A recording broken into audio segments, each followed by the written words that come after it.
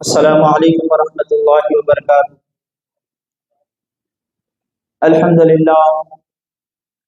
للہ رب العالمین والعاقبۃ للمتقین والصلاة والسلام علی سید الانبیاء والمرسلین وعلی آلہ الطیبین الطاہرین واصحابہ الہادین المہدیین، اما بعد، وقد قال الله تبارك وتعالى في القرآن المجيد والفرقان الحميد: أعوذ بالله من الشيطان الرجيم، بسم الله الرحمن الرحيم. يا أيها الذين آمنوا كلوا من طيبات ما رزقناكم واشكروا لله إن كنتم إياه تعبدون. وقال تعالى: يا أيها الناس كلوا مما في الأرض حلالا طيبا ولا تتبعوا خطوات الشيطان إنه لكم عدو مبين. صدق الله العظيم وصدق رسوله النبي الأمين المكين الكريم، ونحن على ذلك لمن الشاهدين والشاكرين. حاضران محترم، آئیے ہم اور آپ مل کر سب سے پہلے حضور آقا نامدار تاجدار مدینہ سرور کائنات سرکار دو عالم صلی اللہ علیہ وسلم کی بارگاہ نیکس پناہ میں عقیدت اور محبت کے ساتھ درود پاک کا نذرانہ پیش کریں. پڑھیے اللہم صلی علی سیدنا محمد وعلی آل سیدنا محمد وبارک وسلم. حاضران محترم، رمضان المبارک کا مہینہ ہم پر سایہ بگن ہے. آخری دہا، آخری عشرہ ہمارے ساتھ ہیں اور چند لمحات، چند دن ہمارے پاس ہیں. الحمدللہ مسجد ہادہ میں ہر سال کی طرح اس سال بھی تاخیراتوں میں آخری دہے میں الگ الگ عنوانات پر علماء کرام اپنے بیانات آپ حضرات کے سامنے کرتے ہیں تاکہ معاشرے کی اصلاح ہو جائے. حاضران محترم، اللہ سبحانہ و تعالیٰ نے انسان کو اشرف المخلوقات بنایا، یعنی تمام مخلوق میں اللہ سبحانہ و تعالیٰ نے انسان کو سب سے اشرف، سب سے افضل بنایا. جیسا کہ قرآن کریم فرقان حمید کی آیت مبارکہ ہے کہ وَلَقَدْ كَرَّمْنَا بَنِي آدَمَ وَحَمَلْنَاهُمْ فِي الْبَرِّ وَالْبَحْرِ وَرَزَقْنَاهُمْ مِنَ الطَّيِّبَاتِ. یعنی اللہ سبحانہ و تعالیٰ ارشاد فرما رہا ہے کہ ہم نے اولاد آدم کو خشکی میں اور تری میں سواریاں عطا فرمائی، یعنی سمندروں پر، زمینوں پر سواریاں عطا فرمائی اور ان کے لیے حلال رزق، اچھا رزق عطا فرمایا. تو اس سے اندازہ لگایا جا سکتا ہے کہ اللہ سبحانہ و تعالیٰ نے انسان کو کیسا اشرف، کیسا افضل بنایا ہے. کہ حدیث شریف میں اللہ کے رسول صلی اللہ علیہ وسلم کا ارشاد بابرکت ہے کہ انسان کے جسم میں ایک گوشت کا لوتھڑا ہے کہ اگر وہ صحیح سالم ہے تو سارا جسم سالم، سارا جسم سلامت والا. اگر وہ بگڑ جاتا ہے تو سارا جسم بگڑ جاتا ہے. تو فرمایا وہ کیا ہے؟ اللہ کے رسول صلی اللہ علیہ وسلم نے فرمایا قلب، تمہارا دل. اگر وہ سالم ہے تو سارا جسم سلامت والا ہے، وہ بگڑ جاتا ہے تو پورا جسم بگڑ جاتا ہے. اسی لیے اللہ کے رسول صلی اللہ علیہ وسلم نے فرمایا تم اپنے دل کی حفاظت کرو، اس کو حلال طیب رزق دو تاکہ وہ ذکر الہی میں مشغول رہے. اگر تم حرام لقمے اس کو دو گے یا حرام کمائی سے اس کی پرورش کرو گے تو تمہارا دل بگڑ جاتا ہے. اور حدیث مبارک میں یہ بھی آتا ہے کہ انسان جب گناہ کرتا ہے، گناہ کی کثرت اس سے ہوتی ہے، تو انسان جب گناہ کرتا ہے تو اس کے قلب میں، اس کے دل میں ایک سیاہ دھبا آ جاتا ہے، اور اگر وہ توبہ کر لیتا ہے وہ تو سیاہ دھبا جو آیا تھا وہ چلا جاتا ہے. اور اگر توبہ نہیں کرتا ہے تو پھر وہ بڑھتا رہتا ہے، بڑھتا رہتا ہے، گناہ کرتے جاتے ہیں، وہ سیاہ دھبا بڑھتا رہتا ہے یہاں تک کہ سارا دل کالا ہو جاتا ہے.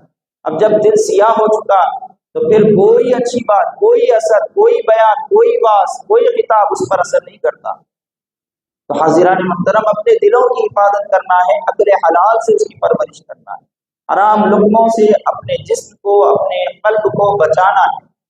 اسی لیے قرآن کریم کی آیت مبارکہ میں نے تلاوت کی ابتدا میں کہ اللہ سبحانہ و تعالی ارشاد فرما رہا ہے یا ایھا الذین آمنوا کلوا من طیبات ما رزقناکم واشکروا للہ ان کنتم इय्याहु नअबुदु। کہ ایمان والو، اللہ سبحانہ و تعالیٰ ایمان والوں سے مخاطبت ہے، یعنی تم ایمان میں داخل ہو چکے ہو، اللہ اور اس کے رسول پر ایمان لا چکے ہو، تو اسلام کا فریضہ کیا ہے؟ جہاں نماز ہے، روزہ ہے، زکوٰۃ ہے، حج ہے، یہ تمام چیزوں کے علاوہ تم پر یہ بھی ضروری ہے کہ کلوا من طیبات، یعنی اچھا رزق کھاؤ، واشکروا للہ، اللہ کا شکر ادا کرو، ولا تتبعوا خطوات الشیطان، شیطان کی اتباع نہ کرو، شیطان تمہیں برگلائے گا، بہکائے گا، حرام رزق کی طرف لے جائے گا، حرام لقموں کی طرف لے جائے گا، حرام کمائی کی طرف لے جائے گا، کسی کا مال دھوکا دے کر حاصل کرنے کی طرف لے جائے گا، کسی کا مال غصب کرنے کی طرف تمہیں لے جائے گا، کسی کو ستا کر ظلم زیادتی کر مال غصب کرنے کے لیے تمہیں اکسائے گا۔ شیطان نت نئے طریقے سے تمہیں برگلائے گا، تمہیں دنیا کی چاہت ڈال کے تمہیں حرام رزق کی طرف، حرام لقموں کی طرف لے جائے گا۔ لیکن ایمان والوں کا فریضہ یہ ہے کہ وہ حلال اور طیب رزق کھانے والے ہیں۔ اسی لیے اللہ سبحانہ و تعالیٰ نے دوسری آیت مبارکہ میں بھی ارشاد فرمایا، یا ایھا الناس کلوا مما فی الارض حلالا طیبا ولا تتبعوا خطوات الشیطان، کہ لوگوں طیب اور حلال رزق کھاؤ اور ساتھ ہی ساتھ شیطان کی اتباع نہ کرو۔ بارہا قرآن کی آیات مبارکہ میں اللہ سبحانہ و تعالیٰ نے مومنین کو، ایمان والوں کو اس بات کی تلقین فرمائی ہے کہ حلال اور طیب رزق کھاؤ، کہ اس کی پرورش سے جو تم جب نماز پڑھتے ہو تمہاری نمازیں قبول ہوتی ہے، جب تم ذکر کرتے ہو تمہارا ذکر اللہ کی بارگاہ میں پیش ہوتا ہے، جب قرآن پڑھتے ہو تو قرآن کا پڑھنا تمہارے لیے کام آتا ہے، جب تم روزے رکھتے ہو یہ تمہارے روزے قیامت میں شفاعت کا ذریعہ بنتے ہیں۔ کب؟ جب تم حلال رزق سے عبادتیں کرو۔ اگر حرام رزق تمہارے اندر ایک لقمہ بھی آ جاتا ہے تو پھر حدیث مبارک میں آتا ہے کہ اگر کوئی شخص حرام لقمہ ایک نوالا بھی کھا لیتا ہے تو 40 دن کی اس کی دعا قبول نہیں۔ سمجھے آپ؟ 40 دن، یعنی ایک لقمہ ہم جو کھانے کا کھاتے ہیں، ایک نوالا جو ہم کھاتے ہیں، اس کا اثر 40 دن تک ہمارے جسم پر رہتا ہے۔ اس کا مطلب یہ ہے کہ دعائیں قبول نہیں ہوتی تو صرف دعا قبول نہیں ہوتی مطلب نہیں ہے، بلکہ دعائیں بھی قبول نہیں ہوتی، نہ نمازیں، نہ کوئی عبادت، کوئی ذکر، کوئی تلاوت، کوئی روزہ آپ کا قبول نہیں ہوتا۔ اس وجہ سے صوفیان کرام، بزرگان دین اس بات کی طرف زیادہ توجہ دلواتے تھے کہ ہم جو کھاتے ہیں وہ حلال رزق ہو، کسی کا رزق ہم غصب کر کے نہ کھائیں، کسی کو دھوکہ دے کر نہ کھائیں، چوری کر نہ کھائیں، یا کسی کا مال غیر غلط طریقے سے حاصل کر کے نہ کھائیں۔ آج تو نت نئے طریقے ہمارے پاس نکل چکے ہیں، بالخصوص نوجوانوں کو، کیونکہ یہ اصلاحی بیان ہے، اس میں اصلاح ہونا چاہیے اس بات کی طرف، کیونکہ بہت سارے نوجوان یہاں بیٹھے ہیں، کئی سارے حضرات شاید اسپیکر کے ذریعے باہر بھی سن رہے ہوں گے، تو نوجوانوں کے لیے آج کل یہودیت اور نصرانیت اس طرح عروج پر ہے کہ وہ ہمارے مسلمان نوجوانوں کو برگلانے کی پوری کوششیں کر رہے ہیں کہ بچوں کے اندر ایسی چیزوں کو لاد دیا جا رہا ہے کہ وہ نہ چاہتے ہوئے بھی حرام لقموں کی طرف جا رہے ہیں۔ مثال کے طور پہ لے لیجیے کہ فون میں گیمز آ چکے ہیں، طرح طرح کے گیمز ہیں، تو اس میں کیا ہوتا ہے کہ بچے گیمز کھیل کے کوائنس جمع کرنے کے ان کے اندر شوق ہو رہا ہے، پھر اس کے اوپر پیسے لگانے کا ان پہ شوق ہو رہا ہے، میچوں میں IPL میں پیسے لگانے کا شوق ہو رہا ہے، یعنی جوا اور ایسے طریقوں سے پیسے کمانا کہ جو حلال نہیں ہے بلکہ حرام طریقے ہیں، اس سے پیسے کمانے کا جذبہ ان کے اندر آ رہا ہے، وہ جانتے بھی نہیں کہ ہم کیا کر رہے ہیں۔ اس طرح سے ہمارے نوجوان بگاڑ کی طرف جا رہے ہیں۔ جب ان کے اندر حرام لقمے آ جائیں گے تو بتائیں وہ عبادت کی طرف کہاں آئیں گے، وہ مسجد کی طرف کہاں آئیں گے، وہ اللہ اور اس کے رسول کے خوف کی طرف کہاں آئیں گے۔ تو ہم کو چاہیے کہ ہم اپنے بچوں کو، نوجوانوں کو ایسی چیزوں سے بچانے کی کوشش کریں کہ یہودیت اور نصرانیت جو ہمارے بچوں کو بگاڑ پیدا کرنے کی کوشش کر رہی ہے، اس سے ہم اپنے بچوں کو بچائیں۔ حاضران محترم، اللہ کے رسول صلی اللہ علیہ وسلم نے بارہا صحابہ کرام سے تلقین فرمائی، محنت کر کے کمایا کرو، جو پسینے کی کمائی ہوتی ہے، جو ہاتھ کی کمائی ہوتی ہے، وہ سب سے افضل ہوتی ہے۔ فرمائے دن بھر انسان کام کرتا ہے، دن بھر جاتا ہے، محنت و مشقت کرتا ہے، اپنے لیے کماتا ہے، اپنی بیوی بچوں کے لیے کماتا ہے، اہل و عیال کے لیے کماتا ہے، گھر والوں پر خرچ کرتا ہے، اللہ اور اس کے رسول پر خرچ کرتا ہے۔ اللہ کے رسول صلی اللہ علیہ وسلم فرماتے ہیں یہ سارا کا سارا صدقہ ہے۔ فرماتے اور سب سے بہترین صدقہ یہ ہے کہ ہم اپنے اہل و عیال پر خرچہ کریں۔ تو ہمارے لیے بہتر یہ ہے کہ ہم عقل حلال کمائیں، چاہے کم ہی کیوں نہ ہو، تھوڑا ہی کیوں نہ ہو، وہ ہمارے لیے برکتیں عطا فرماتا ہے۔ حلال کمائی کی برکتیں کیسی ہوتی ہیں دیکھیں، ہمارے بزرگان دین اسلاف نے ہمیں سکھائی ہے۔ حضرت عمر فاروق رضی اللہ تعالیٰ عنہ راتوں میں گشت کیا کرتے تھے، دیکھتے تھے کہ کوئی مصیبت زدہ، کوئی پریشان حال ہے کہ میں اس کی مصیبت دور کروں، کوئی پریشان حال ہوگا جو پکار رہا ہوگا خلیفۃ المسلمین کہاں ہے، میں اس کی مدد کے لیے پہنچوں۔ تو حضرت سیدنا عمر فاروق رضی اللہ تعالیٰ عنہ کو اللہ سبحانہ و تعالیٰ نے 22 لاکھ مربع میل کا بادشاہ بنایا تھا، تقریباً آدھی دنیا کے آپ خلیفہ تھے، لیکن آپ کا حال کیا تھا؟ راتوں میں آپ جاگ کر گھروں میں گشت کیا کرتے تھے کہ کوئی مصیبت زدہ، کوئی پریشان ہو تو اس کی مصیبت دور کریں۔ ایک مرتبہ ایسے ہی ہوا، رات کے درمیان وہ گشت کر رہے تھے، ایک جھوپڑی پر سے آپ کا گزر ہوا تو جھوپڑی میں سے آوازیں آنے لگی، ایک بوڑھی عورت ہے اور اس کی بچی ہے، دونوں کی گفتگو حضرت سیدنا عمر فاروق رضی اللہ تعالیٰ عنہ سن رہے ہیں۔ تو بوڑھی عورت کہتی ہے کہ بیٹی آج بکریوں کا دودھ کتنا نکلا ہے؟ تو بیٹی کہتی ہے کہ امی بہت کم نکلا ہے، اتنا کم ہے کہ ہمارا آج کا گزارا نہیں ہو سکتا، ہم بیچ کر آج کا گزارا نہیں کر سکتے۔ تو بوڑھی عورت کہتی ہے کہ بیٹی اس میں پانی ملا دو۔ تو اماں کہتی ہے بوڑھی عورت کہ بیٹی اس میں پانی ملا دو۔ تو بیٹی کہتی ہے کہ امی جان اگر میں پانی ملاؤں گی تو خلیفۃ المسلمین عمر فاروق رضی اللہ تعالیٰ عنہ کو پتہ چلے گا تو ہمارے لیے سزا مقرر کی جائے گی۔ تو بوڑھی عورت کہتی ہے، اماں کہتی ہے بیٹی سے کہ بیٹی کیا عمر ہمیں دیکھ رہا ہے؟ عمر تو ہمیں نہیں دیکھ رہا، یا کون دیکھے گا؟ تم پانی ملا دو۔ تو بیٹی کہتی ہے امی عمر نہیں دیکھ رہے ہیں تو کیا ہوا، اللہ تو دیکھ رہا۔ بیٹی کہتی ہے عمر نہیں دیکھ رہے ہیں تو کیا ہوا، ہمارا رب ہمیں دیکھ رہا ہے، ہم ایسا گناہ نہیں کر سکتے۔ حضرت عمر فاروق رضی اللہ تعالیٰ عنہ نے جب یہ گفتگو سنی آنکھوں سے آنسو جاری ہو گئے۔ حضرت عمر فاروق رضی اللہ تعالیٰ عنہ واپس چلے گئے۔ اس کے بعد جانے کے بعد صبح جب اٹھی، حضرت عمر فاروق رضی اللہ تعالیٰ عنہ ان کے پاس پہنچے اور ان کو ان کے مہینے کا راشد دلوایا، اور ایک تاریخ ساز فیصلہ حضرت سیدنا عمر فاروق رضی اللہ تعالیٰ عنہ نے کیا۔ حضرت عمر فاروق رضی اللہ تعالیٰ عنہ نے اس بوڑھی عورت کی بچی کو اپنے بیٹے سے نکاح فرما دیا۔ خوف خدا کی برکت دیکھیے آپ، حلال رزق کی ایسی برکتیں ہوتی ہیں کہ تاریخ میں آتا ہے کہ وہ جو لڑکی جس سے عمر فاروق رضی اللہ تعالیٰ عنہ نے اپنے بیٹے کا نکاح فرمایا تھا، انہی کی اولاد میں عمر بن عبد العزیز پیدا ہوئے۔ عمر بن عبد العزیز کون تھے؟ خلیفۃ المسلمین تھے، جن کو عمر ثانی کہا جاتا تھا۔ ان کا خوف اور دبدبہ کیسا تھا، ان کا خشیت الہی کیسا تھا، واقعہ سنیے کہ حضرت عمر بن عبد العزیز جب خلیفہ تھے تو اپنے جو بھی دن بھر کے امور ہوتے تھے ایک کمرے میں کیا کرتے تھے، اس کمرے کے لیے ایک سیڑھی لگائی گئی تھی اوپر چڑھنے کے لیے۔ تو عمر بن عبد العزیز رحمۃ اللہ تعالیٰ علیہ جب بھی اس سیڑھی پر سے چڑھتے، اس سیڑھی کا ایک سینہ ٹوٹا ہوا تھا، آپ جب بھی قدم رکھتے آپ لڑکھڑا جاتے، گرنے لگتے، پھر آپ اوپر چڑھ جاتے۔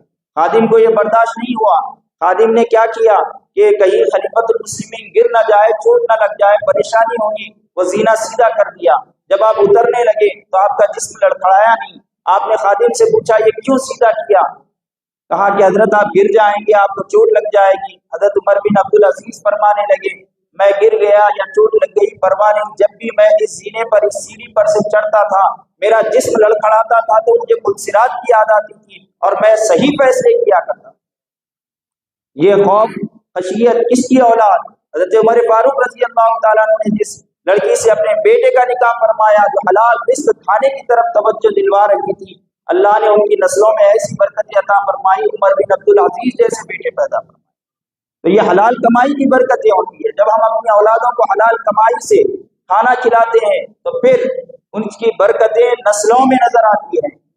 حاضران محترم، عمر بن عبد العزیز رحمۃ اللہ تعالی علیہ اتنے بڑے خلیفۃ المسلمین، ایسے تقویٰ، ایسے پرہیزگار والی، پھر ان کی اولاد بھی ایسی کہ ایک واقعہ یہ بھی آتا ہے کہ ایک مرتبہ آپ گھر میں تشریف لائیں تو کیا دیکھتے ہیں کہ آپ کی بیٹیاں منہ پر کپڑا باندھی ہوئی۔ حضرت عمر بن عبد العزیز نے پوچھا کہ بیٹیاں کیا ہوا کہ آج منہ پر کپڑا ہے؟ کہا ابا جان کھانے کے لیے کچھ نہیں تھا، آج ہم نے پیاز کھا کر گزارا کیا ہے، پیاز کی بو آپ تک پہنچے گی اس لیے منہ پر کپڑا رکھ دیا۔ آنکھوں سے آنسو جاری ہو گئے۔ خلیفۃ المسلمین تھے، چاہتے تو دسترخوان بچھا سکتے تھے، شاہی کھانے ان کے سامنے رکھ سکتے تھے۔ عمر بن عبد العزیز نے فرمایا کہ بیٹیوں سنو، میں اگر چاہوں تمہارے لیے شاہی دسترخوان بچھا دوں، طرح طرح کی غذائیں تمہیں دے دوں، کیا تم چاہتی ہو کہ اس کے بدلے میں تمہارا بابا جہنم کی آگ میں جلا جائے؟ بیٹیوں نے زار و خطا روتے ہوئے کہا کہ ابا جان نہیں، ہمیں اکل حلال رزق چاہیے، حرام لقمہ نہیں چاہیے۔ تو وہ عمر بن عبدالعزیز اسی بیٹی کے اولاد میں آتے ہیں جن کا نکاح حضرت عمر فاروق رضی اللہ تعالیٰ عنہ نے اپنے بیٹے سے فرمایا۔ حاضران محترم، یہ برکتیں ہوتی ہیں حلال رزق۔ حضرت عبداللہ بن عمر رضی اللہ تعالیٰ عنہ فرماتے ہیں، حدیث مبارک میں آتا ہے، عمر فاروق رضی اللہ تعالیٰ عنہ کے فرزند کہ فرماتے ہیں کہ اگر تم نماز پڑھ رہے ہو، 10 درہم کا کپڑا تمہارے جسم پر ہے، 9 درہم حلال کے ہو اور 1 درہم اس کپڑے میں حرام کا آ جائے، تو فرماتے ہیں کہ تمہاری نماز قبول نہیں ہوتی۔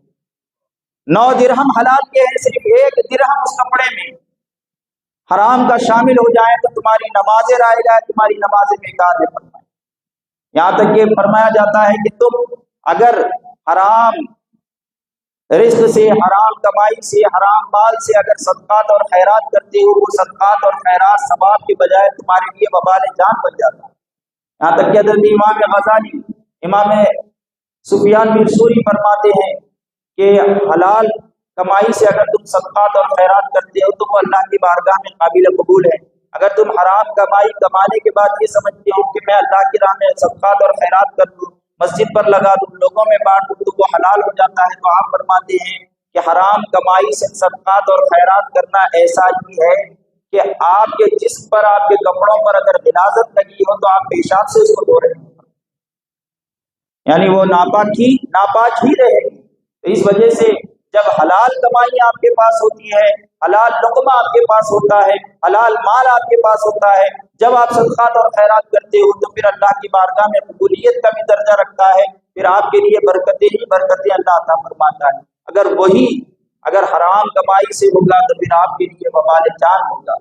حضران محترم، ہمارے اسلاف نے ہم کو کیسا درس دیا ہے، دیکھیے آج سود کا معاملہ بھی ہمارے پاس عروج پر ہے، جگہ جگہ دیکھنے میں آتا ہے، سود سینٹرز بنا دیے گئے ہیں، سود لینا دینا اور دلانا، اس کے لیے گواہ بننا سب حرام ہے، لیکن ہمارے پاس عام ہو چکا ہے معاشرے میں، سوسائٹی میں۔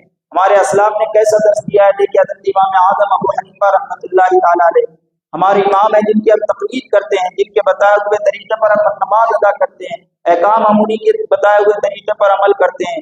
حضرت امام اعظم ابو حنیفہ رحمۃ اللہ تعالیٰ نے ایک جنازے میں شریک ہوئے، سخت گرما کے دن تھے، دھوپ کے دن تھے۔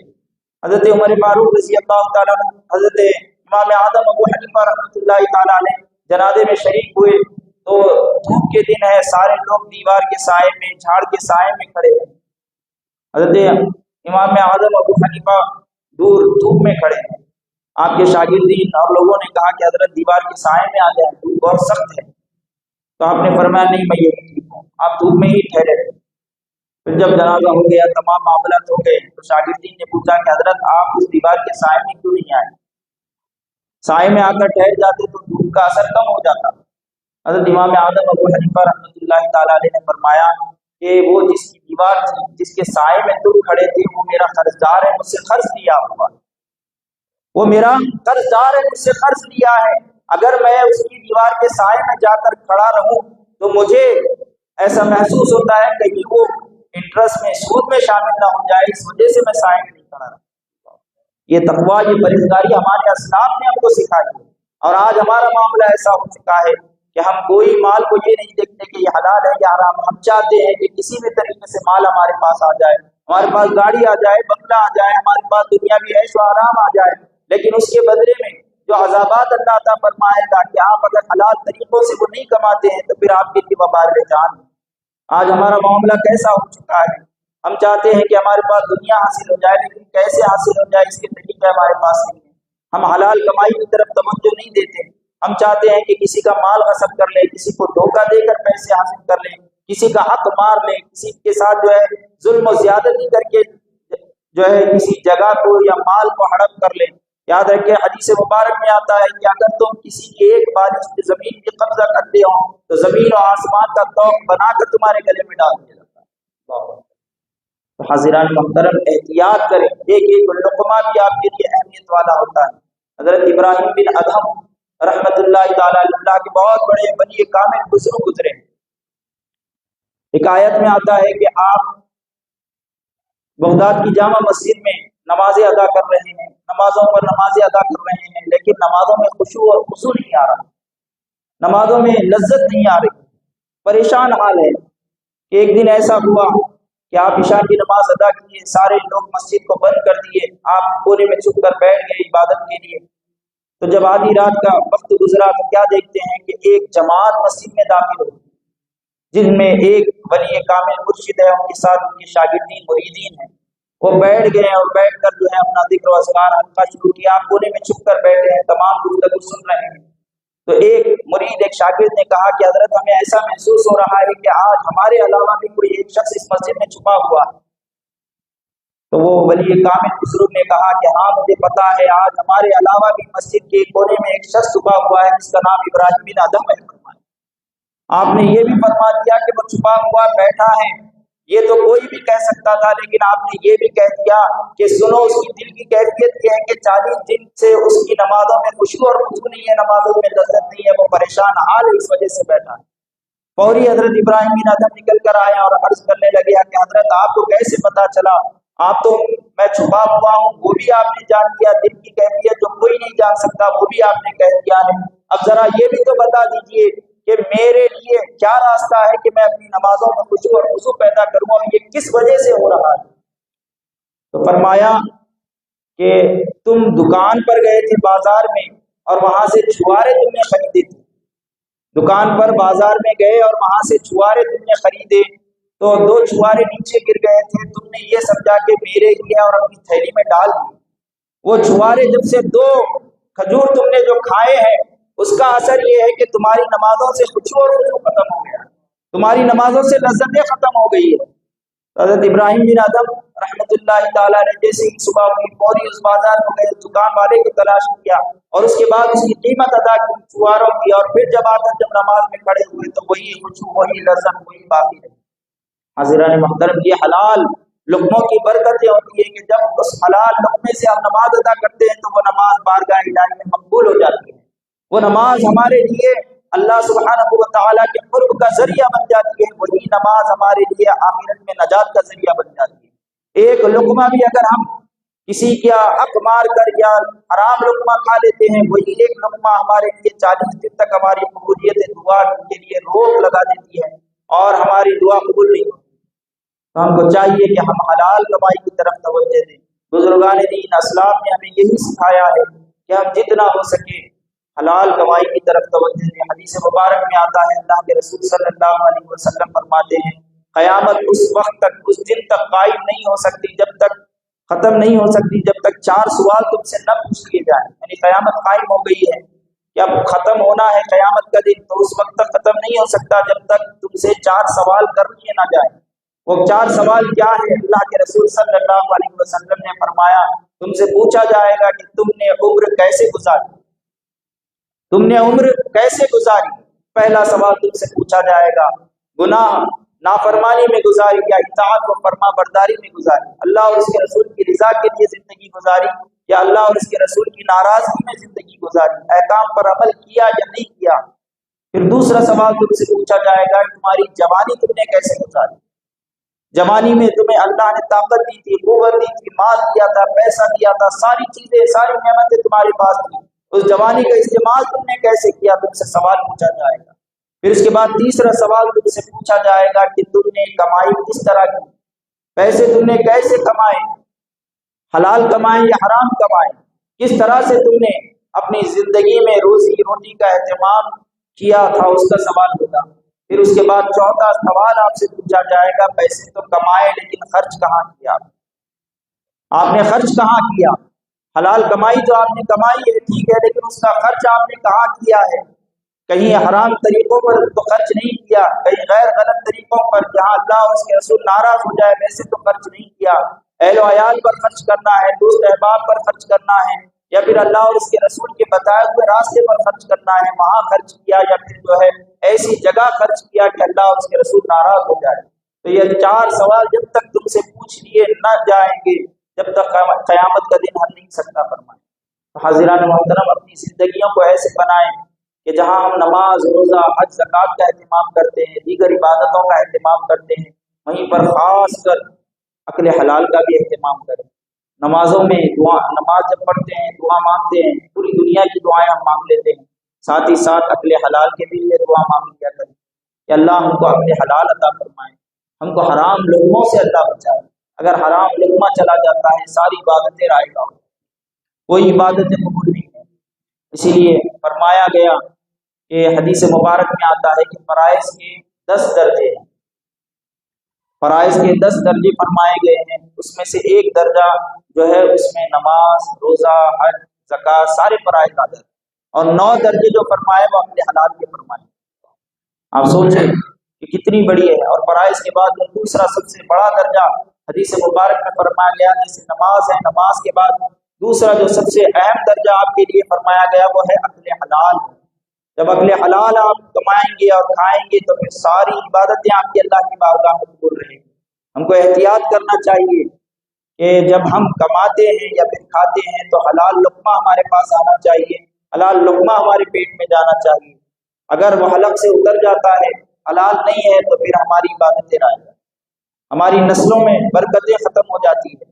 اور ایک واقعہ میرے ذہن میں آ رہا ہے قائد کہ ایک بہت بڑے ولی کامل گزرے ہیں کہ ان کے پاس کچھ نہیں تھا، ابھی جن کا ذکر ہم نے کیا تھا عمر بن عبدالعزیز رحمۃ اللہ تعالیٰ، بادشاہ تھے، خلیفہ تھے، اللہ نے سب کچھ دیا تھا، چاہے تو محل بنا سکتے تھے، کوٹھی بنا سکتے تھے، خزانے جمع کر سکتے تھے، شہر کا شہر آپ خرید سکتے تھے، لیکن آپ کا جب وصال ہوا، حدیث مبارک حکایات میں آتا ہے کہ جب آپ کا انتقال ہوا تو آپ کے پاس 17 درہم تھے صرف، آپ کا جو ورثہ تھا، آپ کا جو ترکہ تھا اس میں 17 درہم تھے صرف۔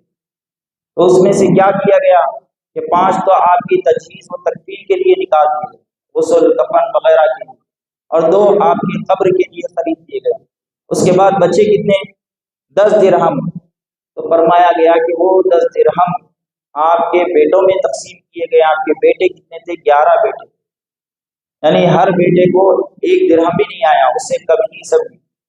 پھر اس کے بعد فرمایا جاتا ہے کہ اور ایک بادشاہ تھا جس کا نام تھا ہشام، وہ اپنے بیٹوں میں اتنا ترکہ کیے کہ ہر بیٹے کو جو ہے 1000 زیادہ درہم جو ہے ان کے ترکے میں آئے۔ پھر فرمایا جاتا ہے کہ دیکھنے میں آیا، یعنی اہل نظر دیکھیے آپ اپنی نظر کس طرح رکھتے ہیں، کہ حضرت عمر بن عبدالعزیز رحمۃ اللہ تعالیٰ علیہ خلیفۃ المسلمین الذین آمنوا کلوا من طیبات ما رزقناکم واشکروا للہ، اللہ تبارک و تعالیٰ کا شکر کرو، عقل حلال کھاؤ، اللہ کا شکر ادا کرو، اللہ ایسی برکت عطا فرماتا ہے، دنیا تمہیں اللہ عطا فرماتا ہے۔ تو حاضران محترم، رمضان المبارک کے اس موقع پر اللہ سبحانہ و تعالیٰ نے ہمیں یہاں جمع ہونے کی عبادتوں کو قبول فرمائے۔ رب العالمین کی دعا ہے کہ ماہ رمضان کے طفیل مولا وقت ندا ہماری زبان سے کلمہ جاری رہے، ہمارا خاتمہ بالخیر فرمائے، آمین بجاہ سید المرسلین والحمد للہ رب العالمین۔